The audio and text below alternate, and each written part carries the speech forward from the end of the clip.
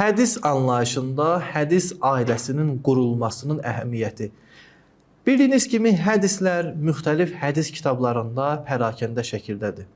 Və biz hər hansı bir hədisi oxuyanda bu hədisin qarşılığı var, başqa bir mənası var. Bu kimi məsələlərə biz ehtimal verə bilərik.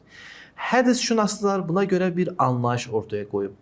Bu qısa olaraq hədis ailəsi nəzərdə tutulur. Hədis ailəsi, yəni hər hansı bir mövzu barəsində eyni mövzunu, məzmunu ifadə edən hədisləri bir araya gətirmək və yekun olaraq nəticə çıxarmaqdır.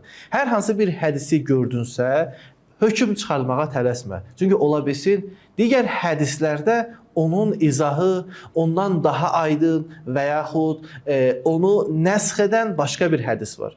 Hədisləri sual altına alanlar çox zaman bu şeyi bəhanə gətirir ki, hədislər ixtilafa səbəb olur. Hədislər ixtilafa səbəb olmur. Bu hədisləri başa düşməyənlərin hədislərə müraciət etməsi səbəb olur ki, hədislər ixtilaf mənbəyi olsun. Bu belə bir məsələ Quranda da keçərlidir. Mən Quranın bir ayəsini götürüm, digər ayələrini görməməzdən gəlim, Quran da ixtilafa səbəb olacaq, insanların fikirlərini yayındıracaq. Buna görə hədisləri fəhm edərkən, başa düşərkən, hədis ailəsi qurulması olduqca önəmlidir. Məsələn, bir insan soruşsa ki, İslamda israf mövzusu necədir? Bir şəxs bu hədisi desə, əqbəhul bəzli əs-sərf, ən çirkin sərf israfdır. Yəni bu hədisə əsasən İslamda israf etmək, yəni bir şeyi öz həddindən çox istifadə etmək ən pisdir. Və yekun olaraq deyəcək ki, İslamın nəzəri budur.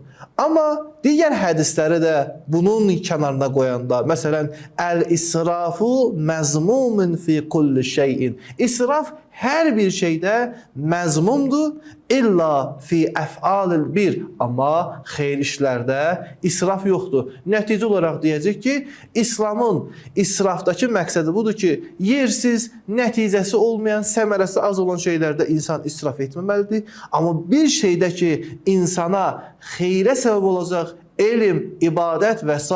burada israfın mənası yoxdur. Bunu biz necə ələ gətirdik? Hədis ailəsini təşkil etməklə.